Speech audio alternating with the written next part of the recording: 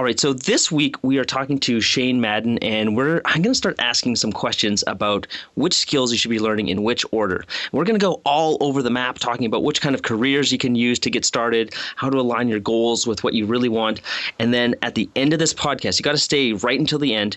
We've got what I think it blew my mind when he was talking about this, but it's exactly the process that I used to go from this tiny little village in middle of nowhere, Canada, back in a day when there was barely any internet, and I was able to teach myself all this stuff about video games so that I could then turn that into a career when there wasn't even any colleges for video game school. And so Shane's outlining and finally been able to verbalize this process that you can use in all areas of your life to learn whatever you want when you can't find a teacher and when all you've got to rely on is yourself. So stay tuned. It's a great episode.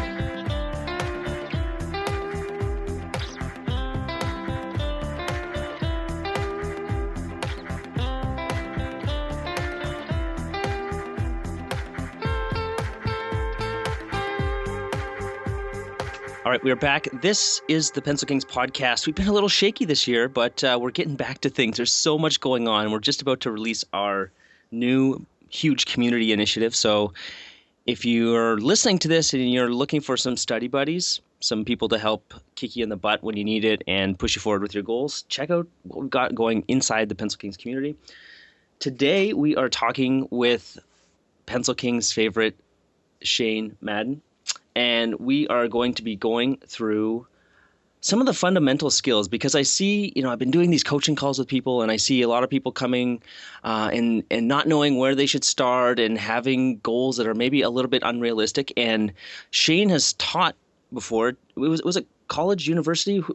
I was a full-time. Where were you teaching? I was teaching at Niagara College, teaching in a graphic design illustration program and doing some game design stuff. So Cool. I was full-time tenured for a few years. So I've seen actually a few thousand students come through my way. Yeah, and I think another cool thing about Shane's past, if you've listened to his podcast episode and you remember, is that he's worked in so many different areas. He's all over the place. So I think that's usually all over the place is not where you want to be, I would say. No. But for the standpoint of being able to advise people and to knowing what's going on in so many different areas, it's exactly where you want to be. Like this is what, when I was in the 3D realm, I was all over the place, but that allowed me to be basically an art director because or a technical art director because I knew all these different things that could happen.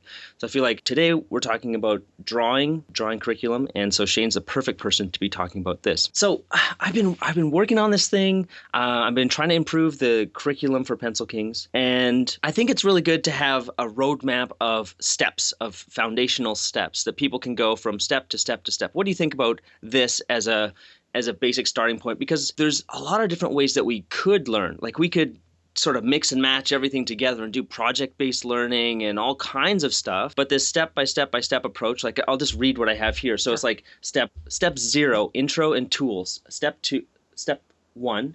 And a lot of these are taken from one of our instructors on the site, Psychra Yasin, who put together a great list of fundamental skills. So the next one is placement and proportion, and form and construction. Next one is perspective. Next one is anatomy, then gesture, then composition, then values. And like I'm really curious about this because I see it, like I've seen a lot of different students now, and I know people learn in different ways. And so I'm trying to come up with the best way. And a lot of things are based in books and following this sequential order, but I'm not sure. Is that in your experience, how do people learn and what works well for people? From what I've experienced, it really depends on what direction you want to end up in, where you want to be. There's like lots of illustration jobs and art jobs that you really don't need anatomy for or things like that. If you're just doing like instruction manuals or things like that, then the anatomy stuff, you might not be good at it, or maybe it doesn't appeal to you. That stuff doesn't hold you back. But the things that you need is really the basics and the foundations. Things like color theory and composition and proportions and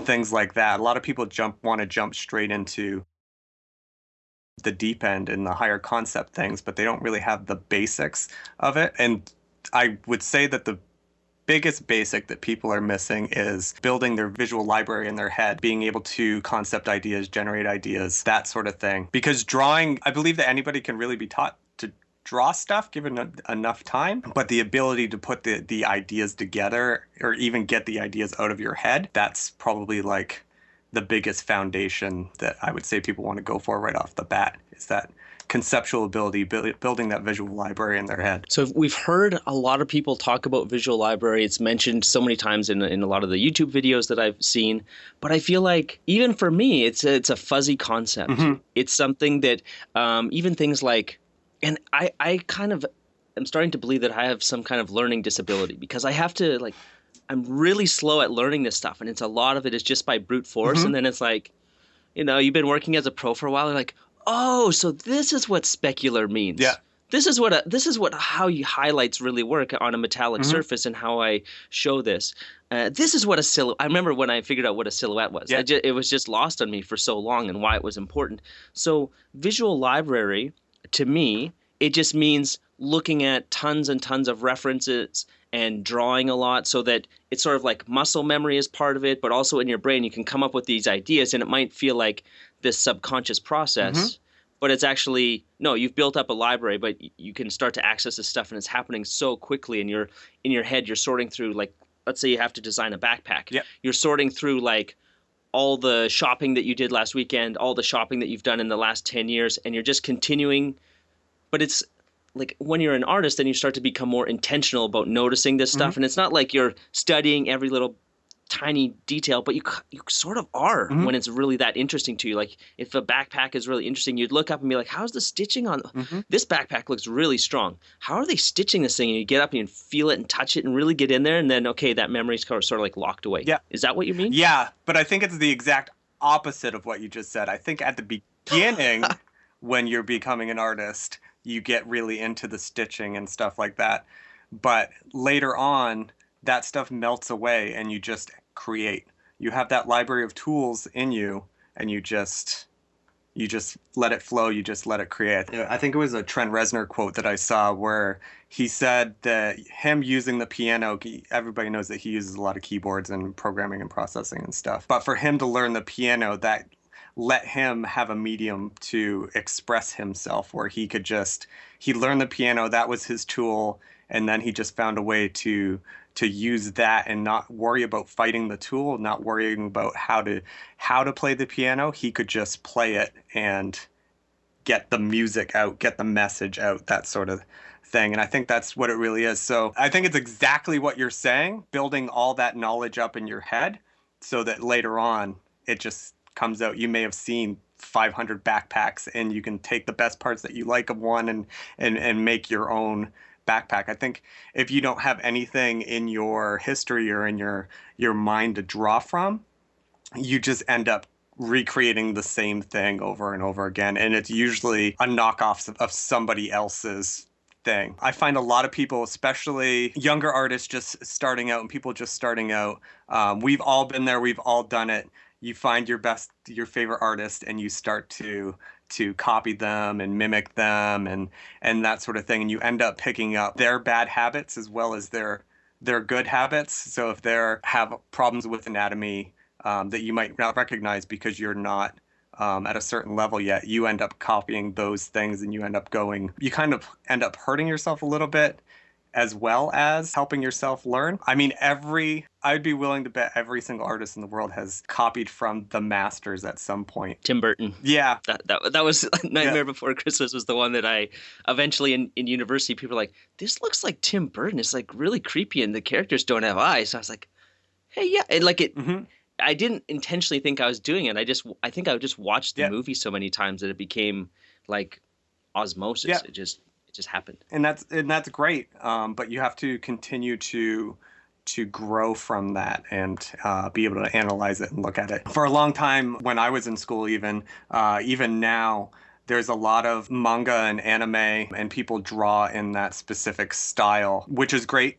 I love anime and that stuff as much as anyone, but they get stuck only in that style, and they can't get out of that style to draw other things and be able to do anything out of that style. And if you really get stuck in there, you're just going to get stuck in this box and you're only going to be able to do stuff in that box. And you really need to look at other things, whether it's like botany or engineering or take in all these influences to build up how things work, and that way you can create your own vision. Because really, as an artist, the way to truly be successful is to be more than just a set of hands. It's to be hired for your creativity and what you do, rather than just being a set of hands doing what somebody tells you to. We're always, as a commercial artist, you're always going to be doing somebody else's work of what they tell you to do.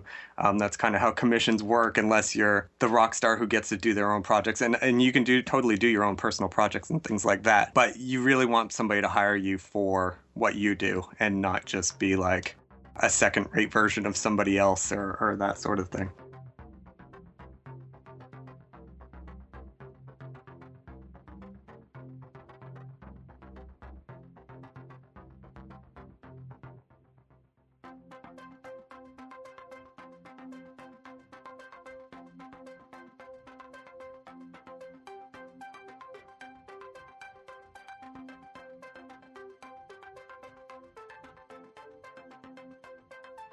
So I guess here's another question. Mhm. You've seen a lot of students face to face.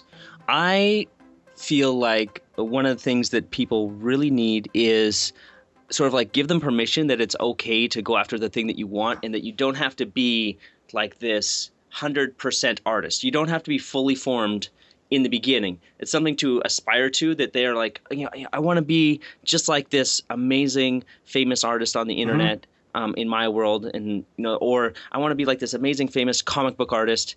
And I say that's a good life goal, or that's maybe a good 5 year goal or a 10 year goal. Mhm. But what they really want is they just don't want to be working in the call center anymore, Yeah. or whatever it is that they want to get out of that and be able to do something creative.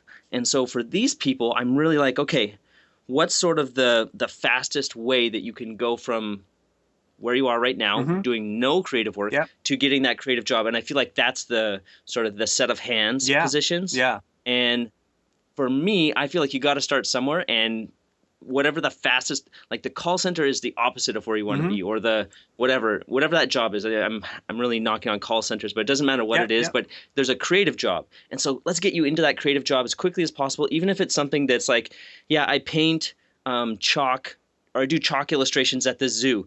It's not where you want to end up, Mhm. but that's a lot closer to the path than working in the call center. Yeah, and I mean, you're going to learn a ton along the way.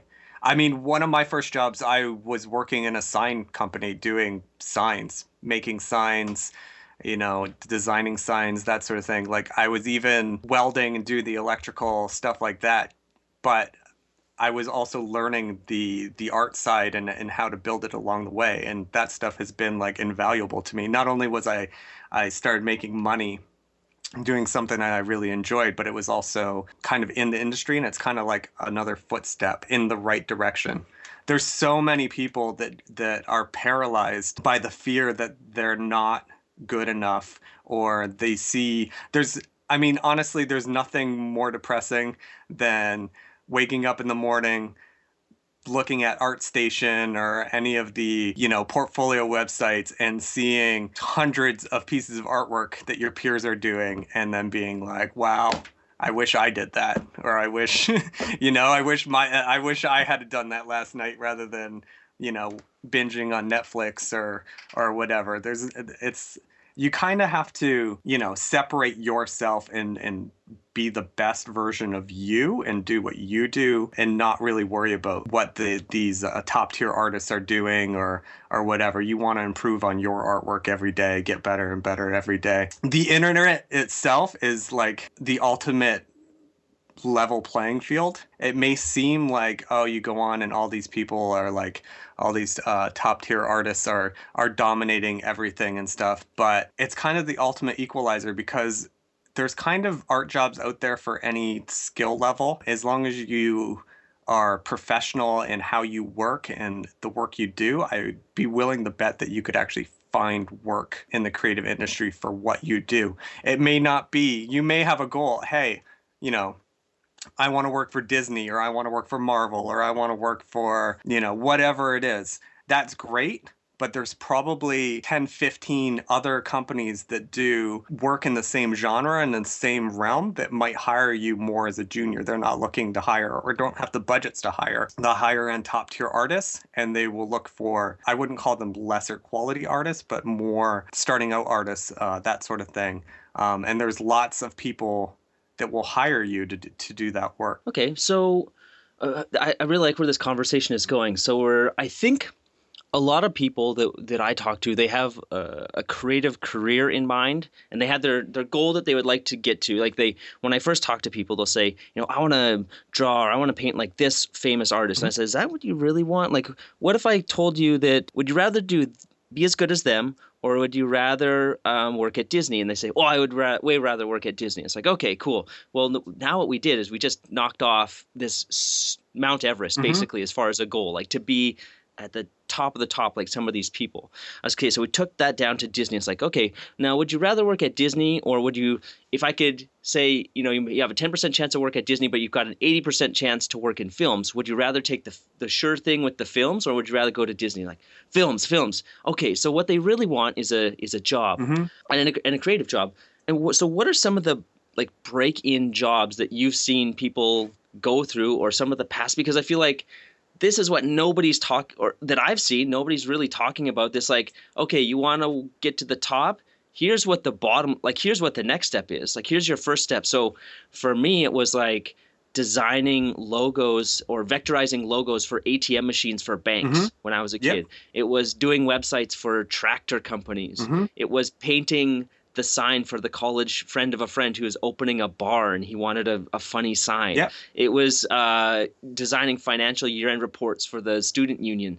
What are some of the things that you've seen that like people could, like these jobs are there right now. They're like begging they're just like, please, can someone creative come in so that my report doesn't look horrible and I don't have to do it anymore? And I've got a budget. It might not be a huge budget, but it's the first step. What are some of the other ones that you've seen that, because there's so many, but it's hard to see them when you don't know. All you can see is that like top artist on ArtStation. Yeah. Like, that's where I want to be. Yeah. It's like, but that's not where you start.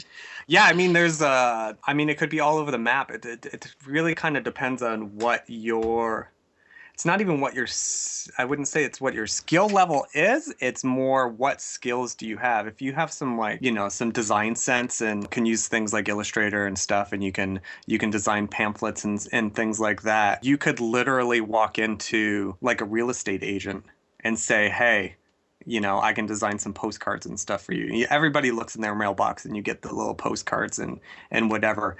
Even things small like that. I used to tell a lot of my students, we used to do one section where I would show them how to do black and white architectural renderings of like houses and stuff, and how to take a simple floor plan and blow it up into like an elevation and stuff like that. And I would tell them literally do like 2 or 3, find some floor plans on the internet, do 2 or 3 renderings, walk by a construction site where they're building like a new subdivision, and just walk in with your drawings and either ask to talk to the foreman or whatever, or leave a nice package with them saying that you can do these illustrations. And it was almost 100% that these kids would get calls to do other illustrations. I mean, it was probably only a couple $100 per illustration, but when you're in school, a couple $100 is that could be rent, that could be beer money, that could be the difference between you eating that week and not eating that week. Simple things like that. Even in the gaming industry, there's lots of smaller companies that make card games and stuff like that. Things like, you think Magic is like the top tier. Well, there's other companies that are more lower tier. They don't quite have the budgets. You might get like $100 for a piece, but if you're just starting out, $100 with a piece that you can put in your portfolio is pretty good. If you're going to make art anyways, why not make a little cash from it rather than just sitting at home making it for free? Sit at home, make it for $100. Exactly. And I think plus when you're taking those jobs, there's also these intangible skills that, again, nobody talks about, like the ability to meet deadlines, the ability to communicate, the ability to deal with people. You do that card for $100, but you've got an art director sitting on top of you that has 10 or 15 years experience. And all of a sudden you're doing your best work, and then somebody's coming in and showing you how to make that even better. You could go to some website or pay one of these top tier artists, you know, 500 or 600 bucks for the same kind of tutoring, or you could get paid for it. Yeah, there's kind of like an industry thing where like some people are against that sort of thing and with it because it's the one thing with the art industry is kind of like a free for all where everybody's competition for everybody, whether you got 30 years experience or you got 3 years experience, you're all kind of competing for the same jobs. But if a company's budget is set and they say, oh, we have this much, you know, work and we only have this amount of money, it's kind of everyone's choice if you want to do it and you want to take it, that's fine. A top tier guy's probably not going to take, you know, 40 hours worth of work for $100. It's just not going to happen. That sort of thing. But if you're just starting out and you want to create artwork anyways, and you want to learn, you want to go through the ropes and follow the process and make a little money, then that's great for you too.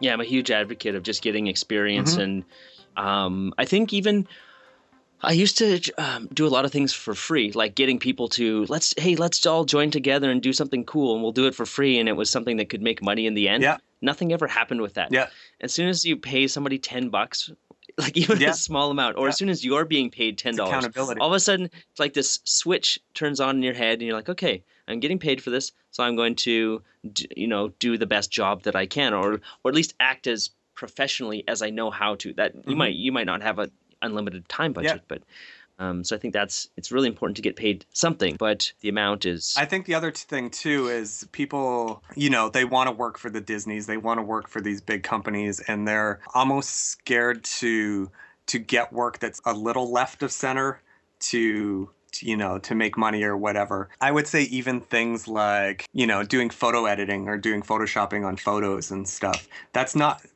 totally out of the realm of, you know, doing illustration work and that sort of thing. If that's what you want to do to learn some new skills and pay the bills and do whatever, then by all means do that. Don't think that, oh, I want to be, you know, a concept artist and design vehicles. That doesn't mean I can do anything else.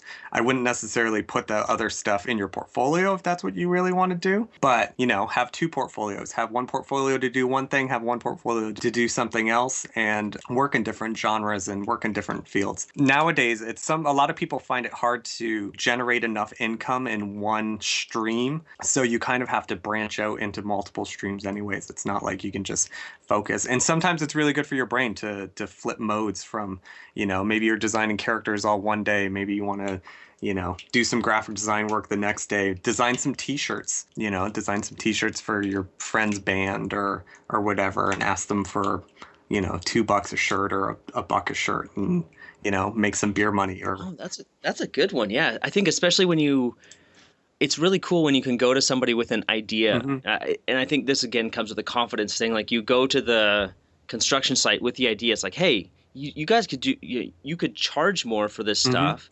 I can do the work for you. Do you have any interest in this? hmm Or to the bands, like, hey, you're playing these shows. You guys don't have any merch. Can I design the stickers for you, and we'll order them in lots of whatever, and I'll take 10 cents a sticker, yeah, or like you said, yeah, $2 a t-shirt, and I'll even take care of it for you, so you don't have to worry about it. hmm The band's like, so wait a second, you're gonna work for free and then hand us money and help our band get even bigger? hmm It's like, yeah, and I'm gonna take a cut along the way. It's like that sounds like a pretty good deal, yeah. you know, all day long. Yeah, I mean, there's so many different avenues you can go. You just kind of have to, you know, get out of your own way. Don't put the blocks up, and just kind of, you know, get creative with it and figure out new ways that you can generate money. Because the reality is, you want to make money to pay your bills and do what you want to do your creative work. So you kind of have to block everything else out and say, okay, I need to generate X amount of money this month, and I'm going to do it by XYZ. And it doesn't really matter. Don't let people tell you, oh, you can't do this because you wanted to go into cartooning, so why are you wasting your time drawing houses or that sort of thing? You kind of gotta do what you do, or else you will end up just moving away from art, saying, "Oh, I can't make it, I can't do it," and you'll just end up quitting because you aren't able to sustain yourself. Because at the end of the day, you got to keep the lights on, you got to feed yourself or people that you're responsible for, and that sort of thing. That's what it's all about. I was going to say we should wrap up Sure. here, but I'm thinking so many people that I talk to, they want to get that creative job, and we Hmm. talked a lot about what that first step looks like. Hmm. But before that first step, I think people have to have a portfolio made, which is a whole different Yeah. discussion. But what is, we started off talking about curriculum, and what are some of the things that people can, because I think as a listener, you can see how broad this is. We talked about t-shirts, architectural renderings, doing logos for people, painting signs. There's so many different things you could Hmm. do. But getting started, what are like those first few steps, or like you've mentioned, color theory as being really important, composition. Are we just talking about a very surface level understanding of these, or is it like you really should? I think you always should be going deep on these subjects, Yeah. but you can get by with a very surface level understanding. I feel like of a lot of things that what people think in the beginning is that, oh, I need to be so good at this, Hmm. but you don't. You need to be like, where would you set that bar? Because then you could backtrack which skills you need to do. So if it's the architectural renderings, you could look at what's out there and be like, Hmm. okay, well, I need my perspective needs to be pretty strong. These are black and white, so I'm competing against black and white. So my color theory could be surface level. I need color, but it doesn't have to be a master's level color Hmm. theory because I'm not painting a masterpiece. Um, and maybe that maybe that's it. That those if you were going to go for that those two skills, and maybe some presentation Yeah. skills as far as like how would you put it in your Hmm. portfolio, so when somebody sees it, there's like this impact factor that they're like, wow, Yeah. you know what you're doing. You're like, not really, but don't tell anybody.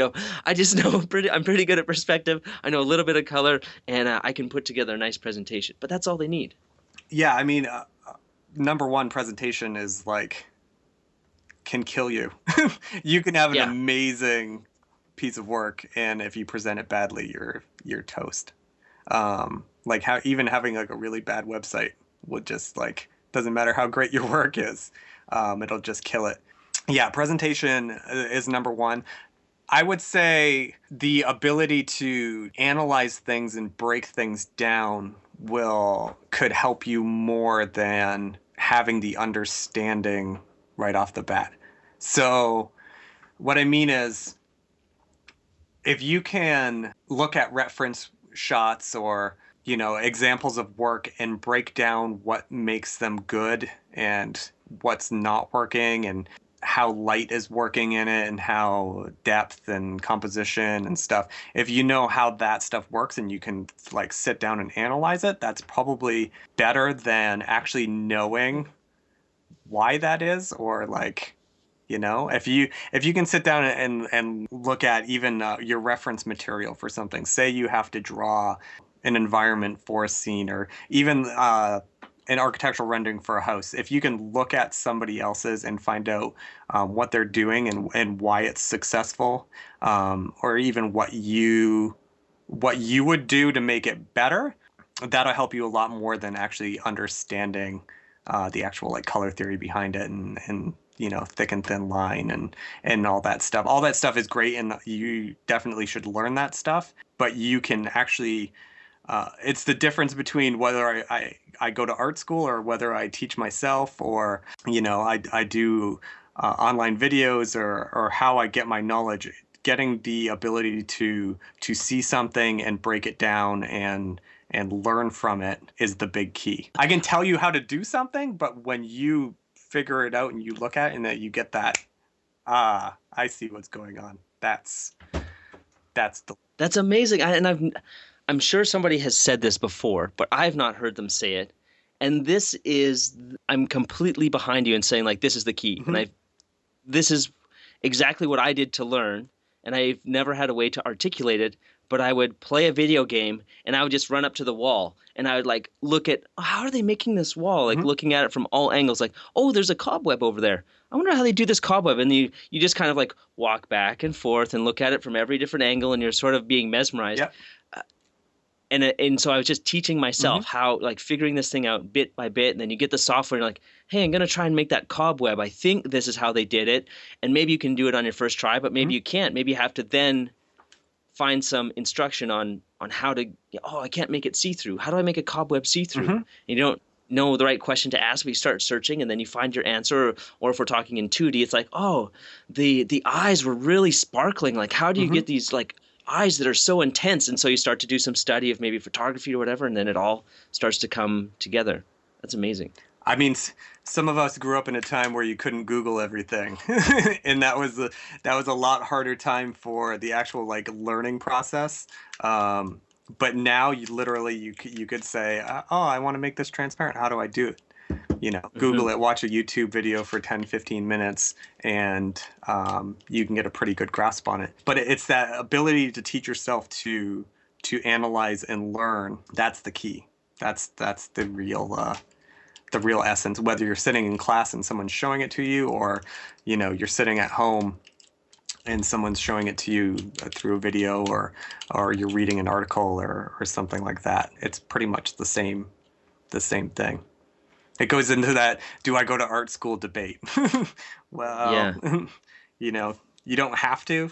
People do, people don't. Whether you're better off for it, whether you're not better off for it, it's kind of on an individual basis. So Well, man, I think we got to wrap up here, awesome. but I'm so glad that we came like to this point at the end that I Hmm. feel like is so powerful. And I know I'm going to have to talk more about this, but it just sort of like opened the door a crack of something that's so powerful that everybody can use, not just in art and like in all areas of life. I Yep. love these things that we uncover in through art study. That's like, hey, wait a second. I could use this to learn cooking. It's like, yes, you Yes, could. you could. You could go to your favorite restaurant and start to like analyze the flavors. Yep. And then maybe you can't figure something else. You could easily go and ask the chef, hey, there's something in here that's really savory. Yep. What is that? And it's like, he'll tell you, Yep. or Yep. maybe you won't. Maybe you'll Eh, still have to experiment. But no soup for you. all right. So thank you so much, Shane, for hopping on the podcast. Always a pleasure. I think we're going to have you back soon to talk about some of the things you've been working on, which I think we touched on a little bit today, but Awesome. we'll leave that under wraps for just a moment. And yeah, I think we're good. So Awesome. your website is it's just shanemadden.com, Yeah, right? Or shaneman.com. That's all my cover artwork. There's some photo editing stuff and my illustrated covers and stuff. And then I also have a tech site where I do a lot of technical illustration because that's right, yeah. my background. And that's just shanemadden.tech.com. And I think you can get to both from going to either one. So it's Okay. pretty easy. I keep it streamlined because some clients don't care about some stuff, some do it the other, and Right. Just that's like the the idea better of way to having do it. Yeah. two portfolios. So you can break down how Shane is sorting out his portfolios Yep. or his websites, depending on which clients he's talking to. Yep. So thanks a lot, Shane, Awesome. and we'll be back next week talking about a little bit more about foundations. Thanks so much.